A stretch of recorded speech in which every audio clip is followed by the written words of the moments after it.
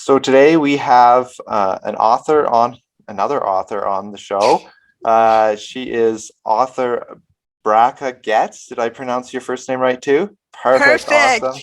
I usually slaughter names, so I was a little bit concerned about that one. Um, why don't you start just by telling us a little bit about yourself and your brief life story and what you do? Yeah, and my name is a Hebrew name. That's why it's unusual. And you did a good job there. So yeah. So I'm the author of, I call it 40 books that help children's souls to shine. That's that's what all these books have in common. And I'm also the author of one memoir for adults. And I like to say that I didn't really write this book because I like to write short books, picture Yeah. books for children. This is a long book. Why did I write this book? Because I didn't totally write it. I just compiled it. I took the highlights from my diaries and my journals and letters home.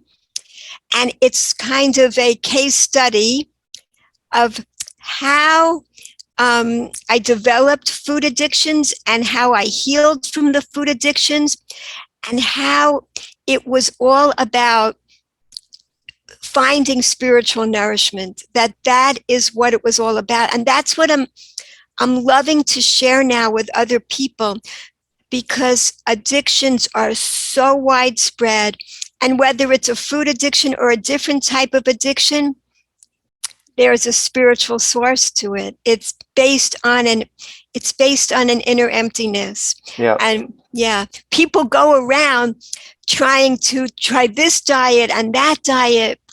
And why don't they work? Why are there constantly more of these things? Because it's really not a physical thing. It's a spiritual hole that needs to be filled. And when we recognize that, when we fill it with the spiritual nourishment that we're genuinely craving, there's no longer a need for the addictions.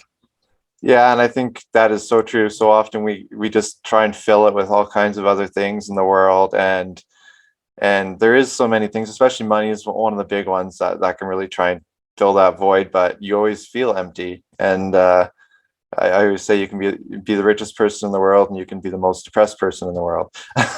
That's right. That's right. Money does not buy happiness. That's for sure. It's in fact kind of the opposite in this way. The secret to happiness is gratitude, being happy with what we already have. We have a saying, in the Talmud, it says, who is rich? Those who are happy with what they have. That's real wealth. Yes. Yeah, and I always like the saying from like man plans, God laughs. That is one of my. Yes. I used to be able to say that actually in Hebrew, but I Yeah. don't remember what that is anymore. But I always loved that saying because I'm like, it is so true. Yes, it's an old Yiddish saying. You're right. It's Yeah, exactly right. And just before the show, you were talking with me about people are down from the pandemic. yeah, I heard people calling it the poundemic, that people gained weight like so much from the pandemic. And why? Because of boredom, because of feeling out of control, because of anxiety, because of feeling estrangement.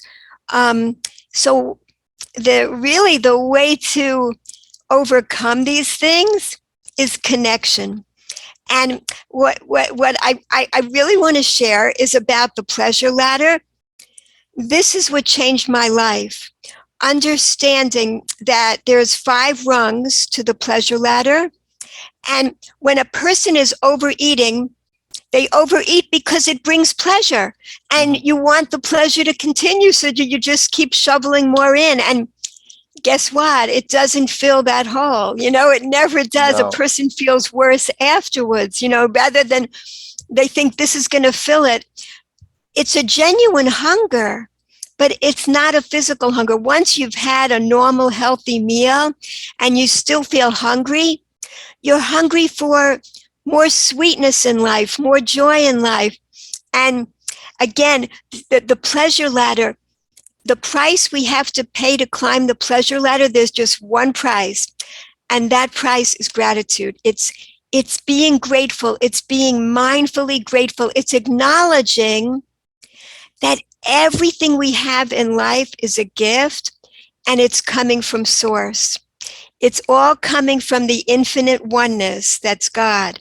And this life was actually, this is what changed my life, discovering that we're really here to experience the greatest pleasure possible in life.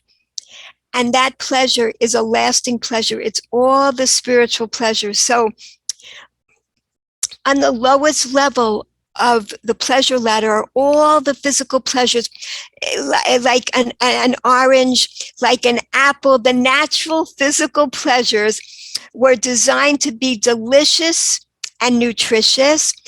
And like actually junk food is designed to be delicious and addictive. Totally different. They weren't made with infinite intelligence like these were, so like an orange, it has this, first of all the fruit, it's green, it's camouflaged amongst the leaves until they become ripe.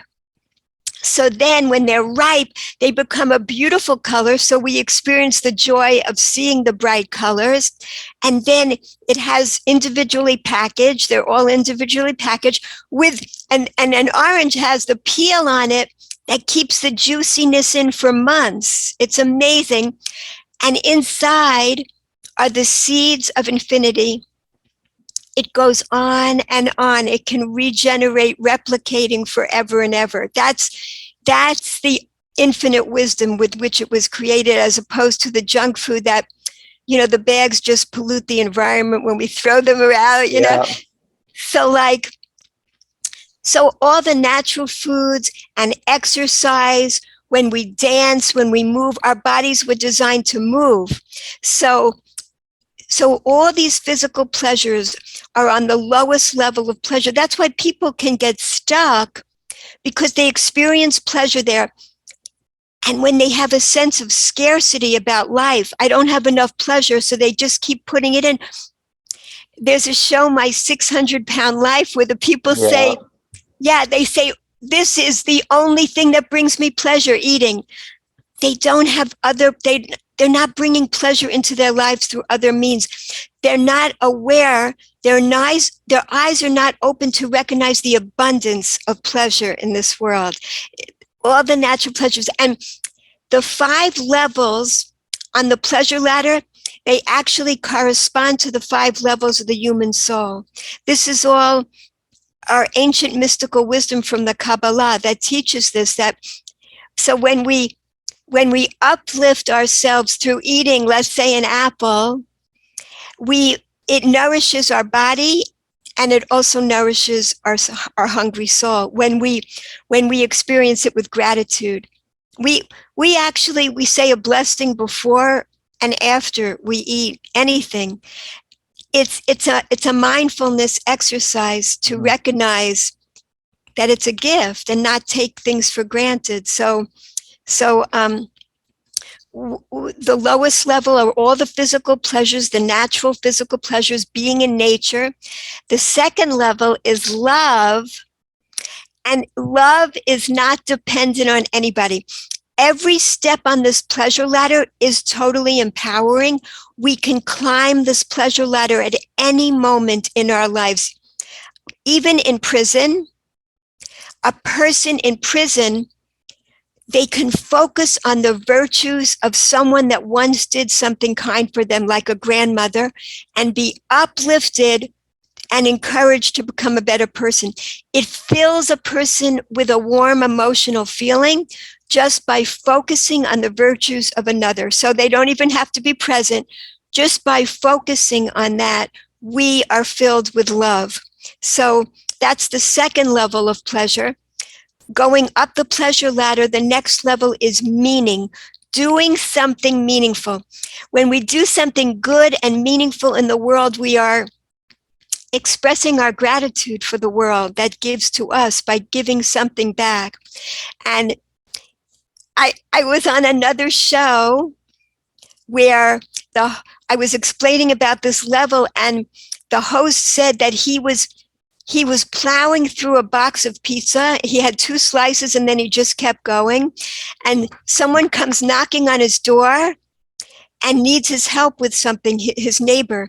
So he came back a few minutes later and he didn't want the rest of the pizza. He put the rest in the fridge because he had just uplifted his soul. He just did something meaningful. He was no longer just going to stuff his face feeling lonely, unconnected. He felt a connection again. That's what it does. It fills us with connection. That's pleasure. So the next highest level is creativity. It's when we put a unique part of ourselves into the world. That's even greater than the physical pleasures, love, meaning, creativity.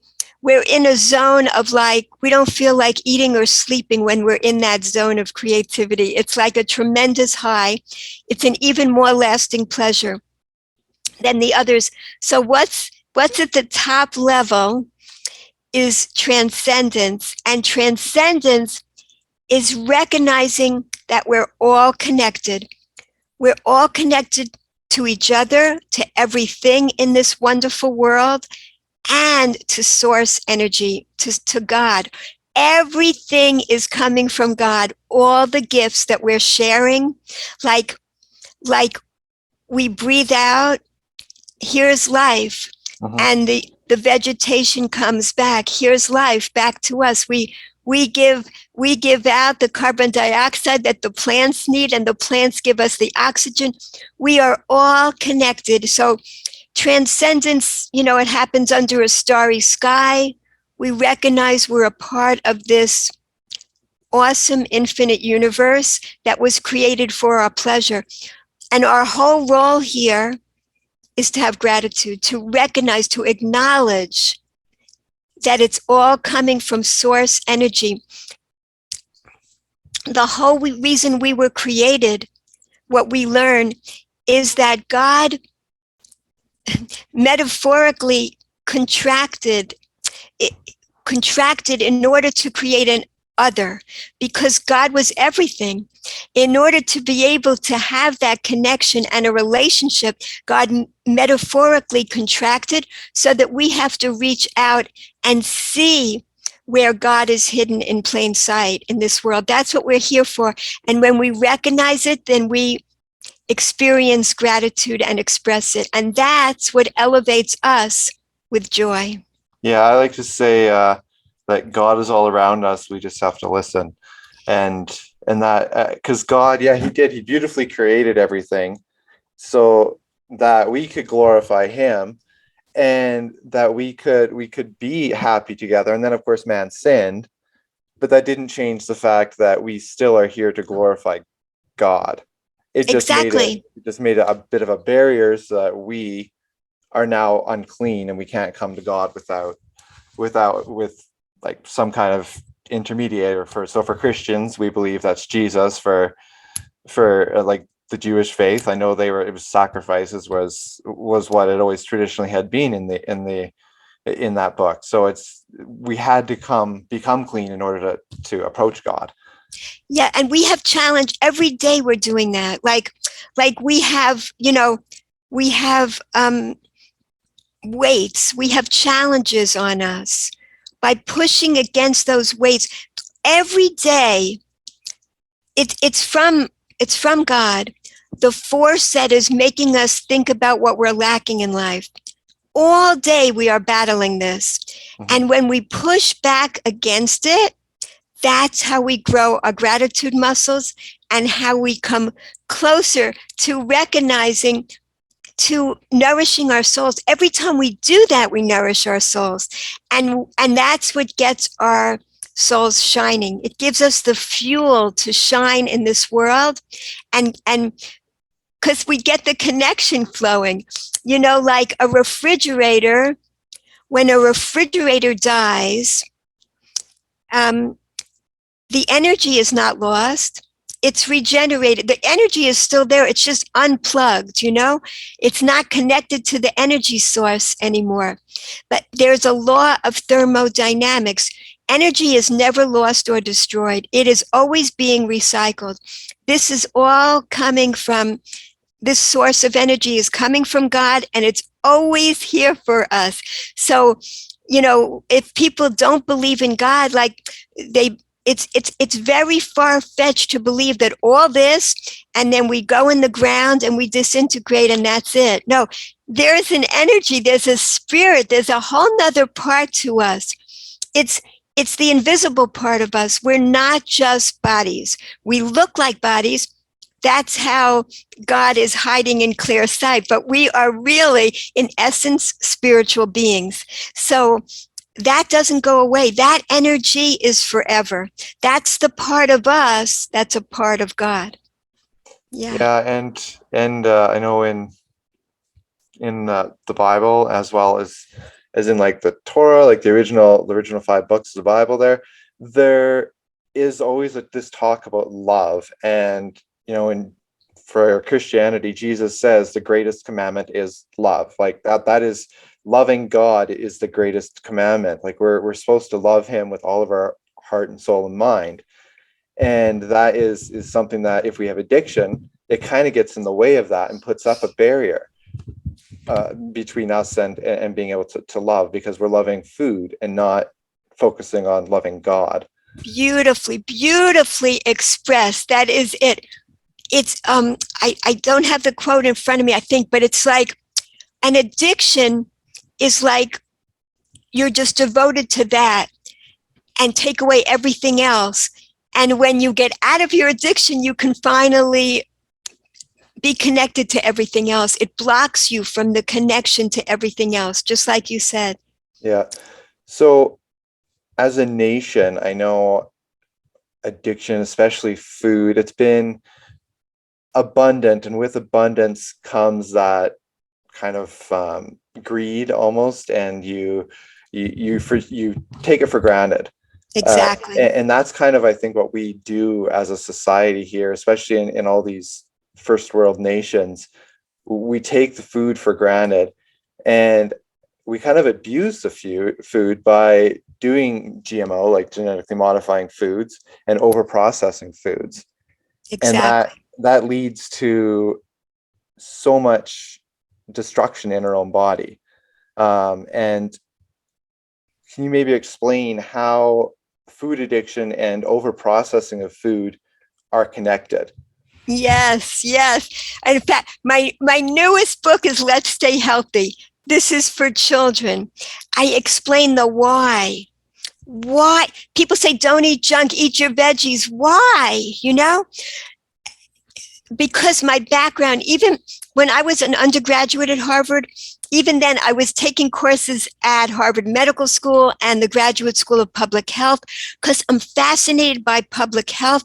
And the best people to reach are the children, because if we can infuse wisdom and life skills of how to be happy in life into children, then they don't have to play catch up the rest of their lives. They get it, and their souls can shine throughout life, spending much more time helping other people rather than needing help, So basically, I'm explaining that the junk food, this overprocessed junk food, it has concentrations of sugar and oil, fats, and salt that are not found in nature.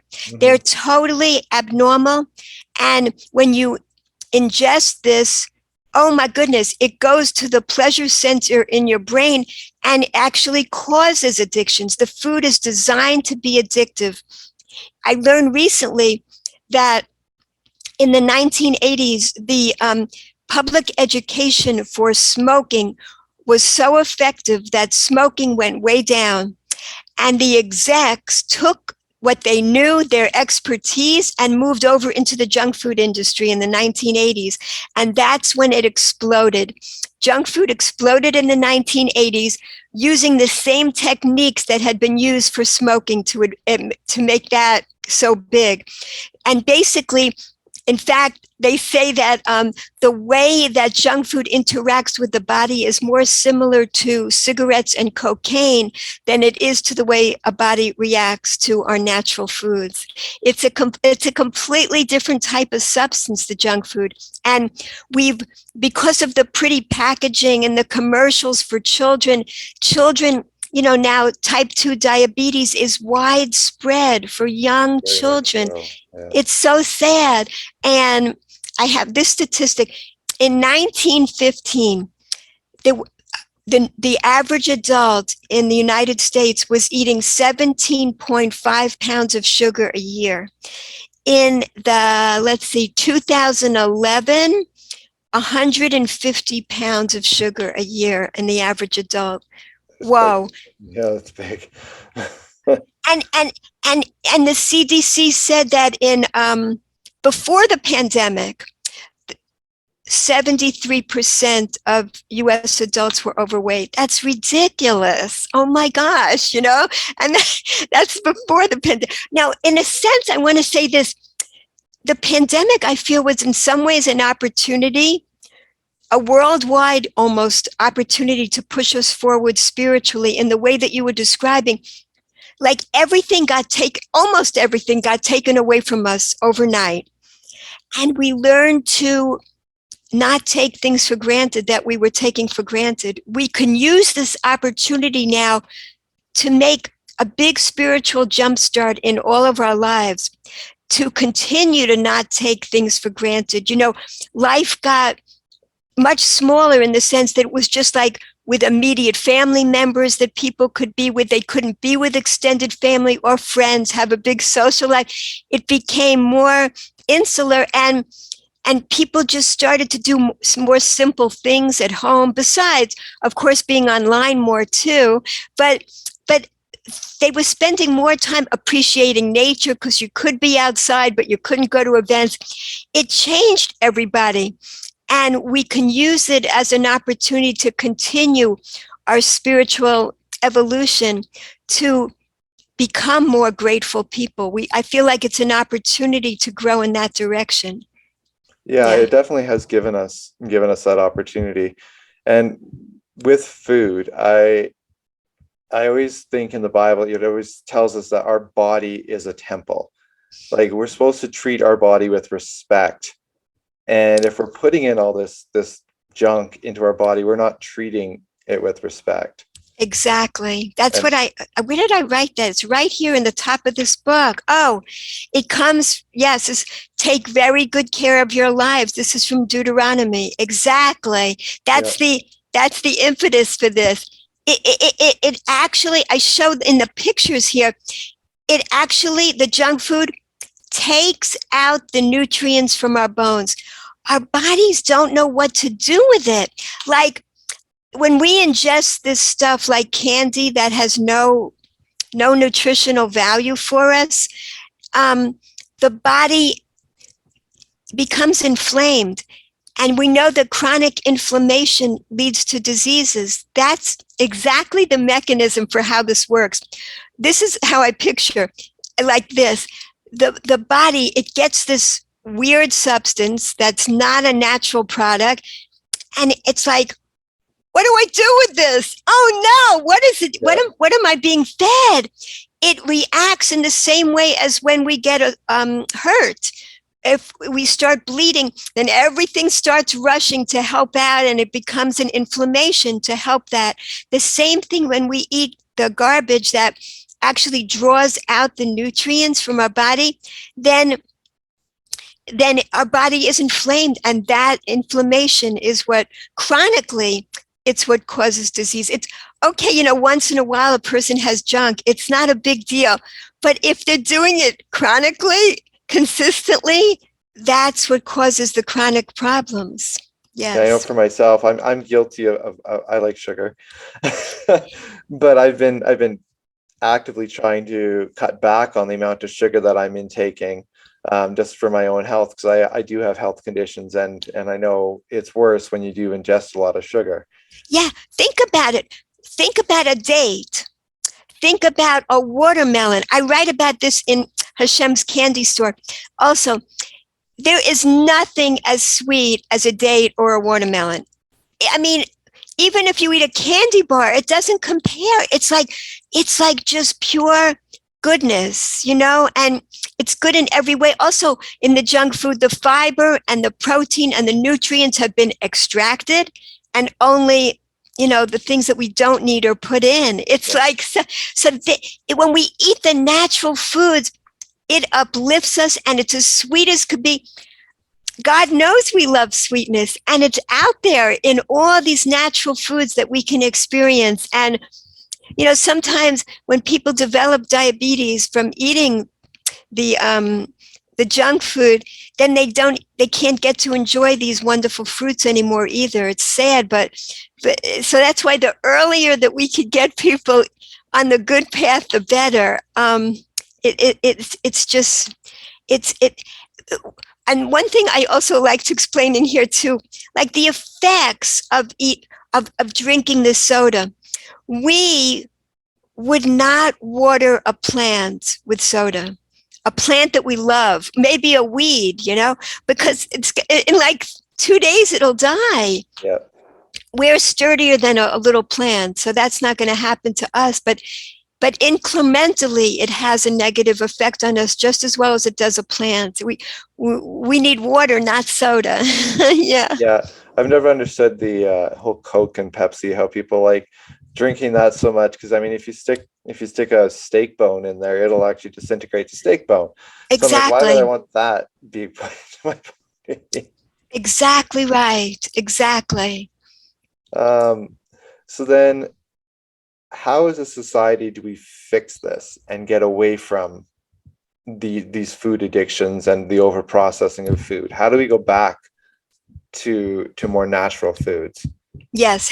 You tell me. I think you know the answer. No, I could tell you, but I just want to hear what you have to say. What do you think works?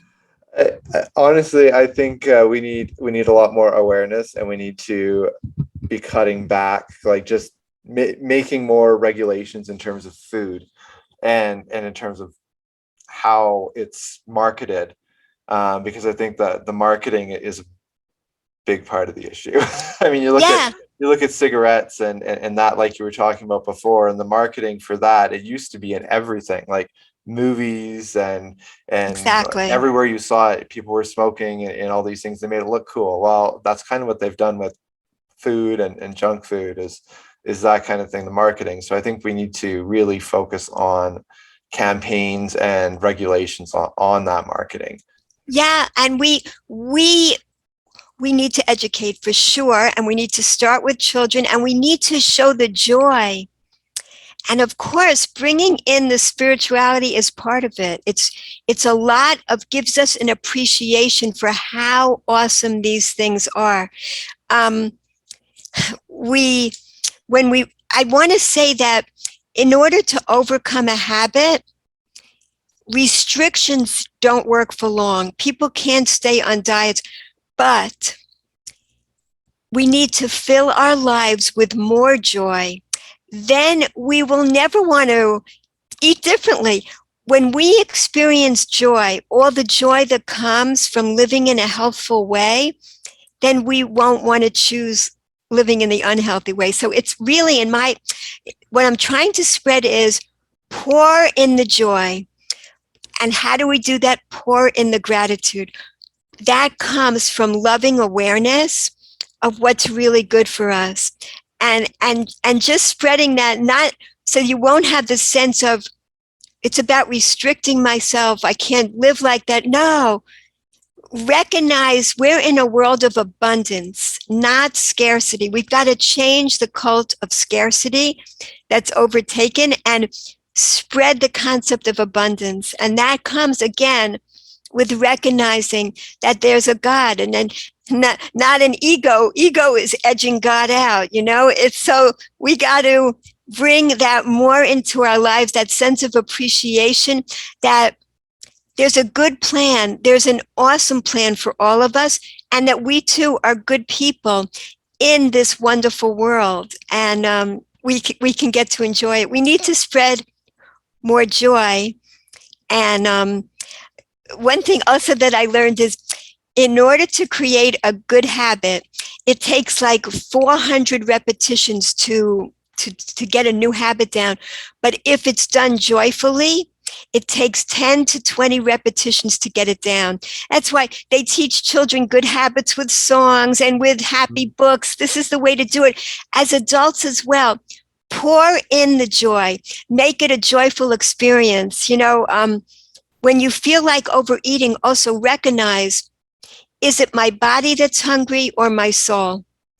And when you recognize that it's really your soul that's genuinely hungry, then you could fill it with being out in nature, moving, dancing, opening the window, letting the sunshine. You can focus on appreciating someone, leave someone a message that you appreciate. As you're doing that message, let's say you just text somebody, that bag of potato chips, it stops calling your name so loudly. Within that moment that you're doing it, try this experiment and you'll see how it works. It's amazing. Do something meaningful and good in the world. Do something creative. There are so many, there's an infinite number of things, of ways that you could bring pleasure into your life. And here's what's amazing. You don't even have to do the thing. Just thinking about it, just recognizing that there is an abundance of other ways to bring pleasure into your life this minute, it takes away that craving for the junk food. Yeah, and I think like my kids, they love vegetables, and it comes from a young age, getting kids eating that way and enjoying those foods, because if you don't introduce your kids to vegetables and you are always feeding them fast food, then when they try vegetables, they're probably not going to like the vegetable. That's true. So I think it comes down to, as well, recognizing, like you say, where it comes from, and that God created this food. And chefs go back and they always try to get down to like the basic of food and getting you to enjoy it with what the actual food is, not overpowering it with all kinds of other things. No, you want the food to shine. Beautiful. And I think that just goes back to recognizing, God created it the way it should be. Yes.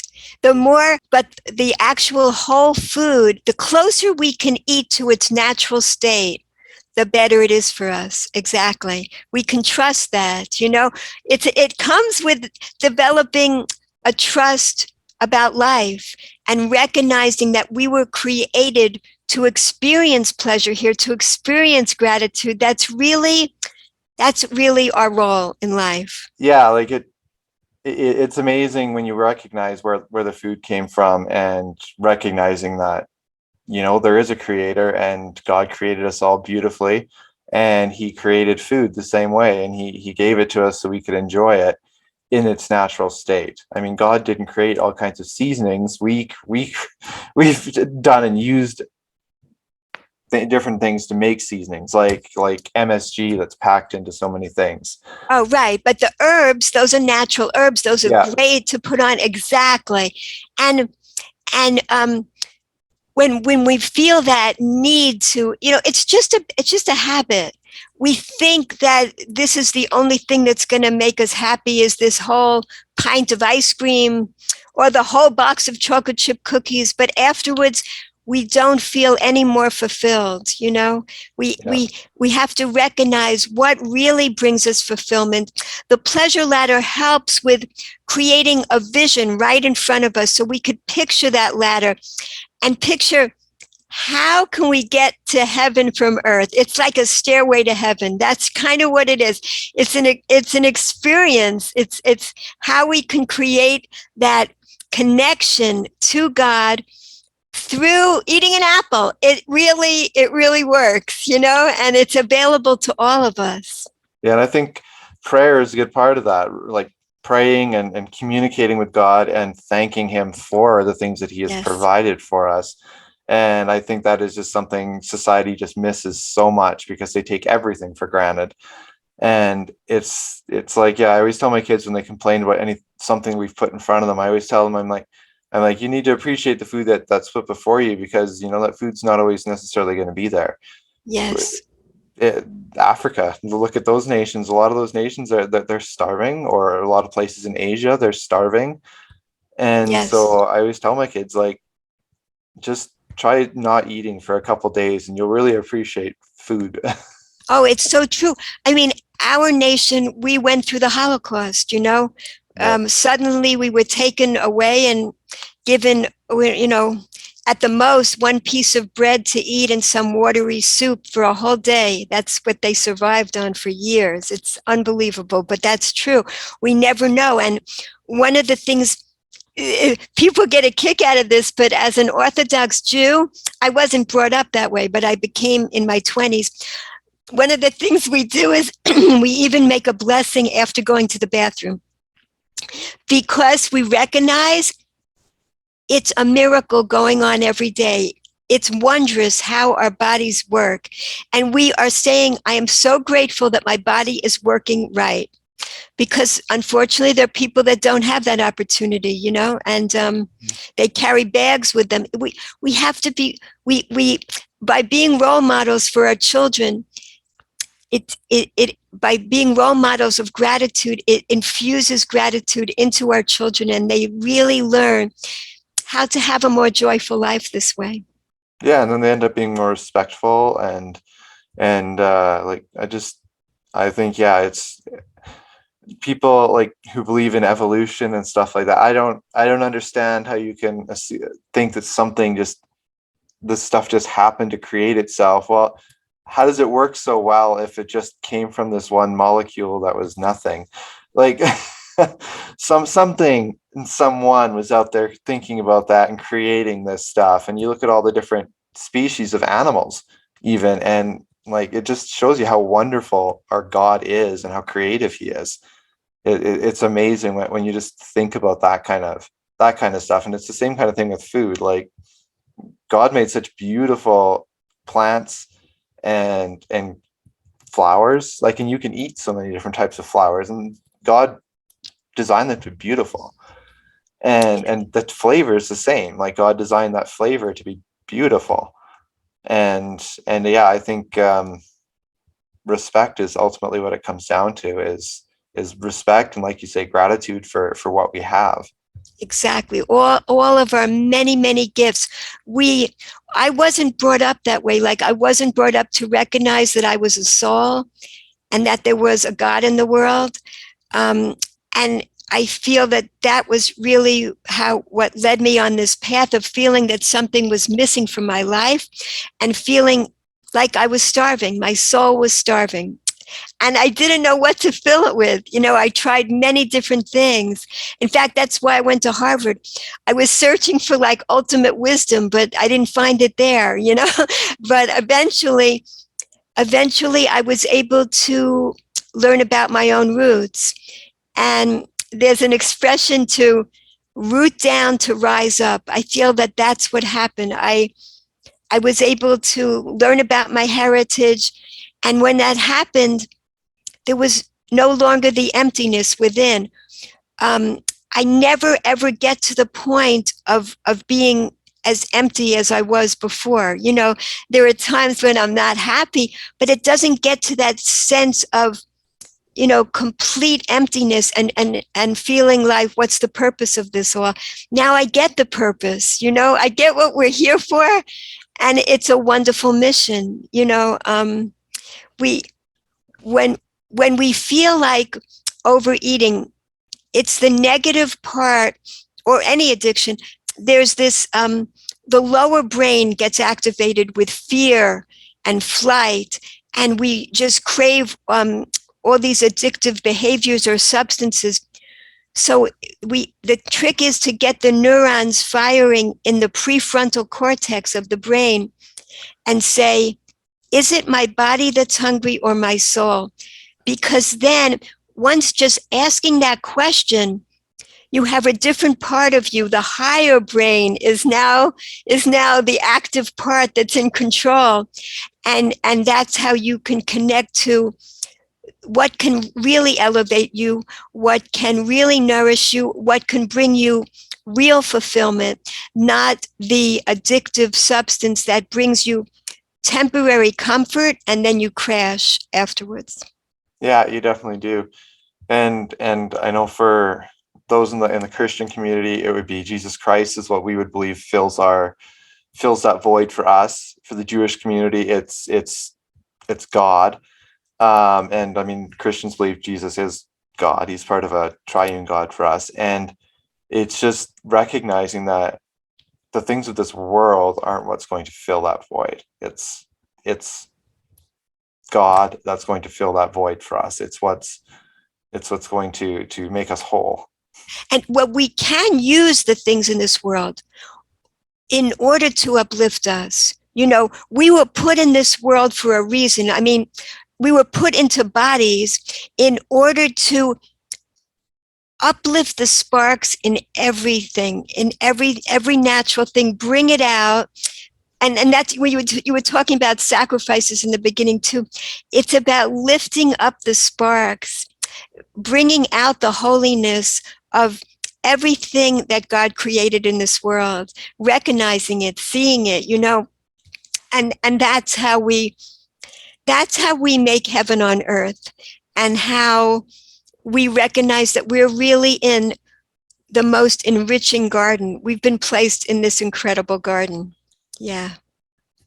So if you could leave us just with a final thought here, um, how if someone's struggling with food addiction, what's some advice that you would give them?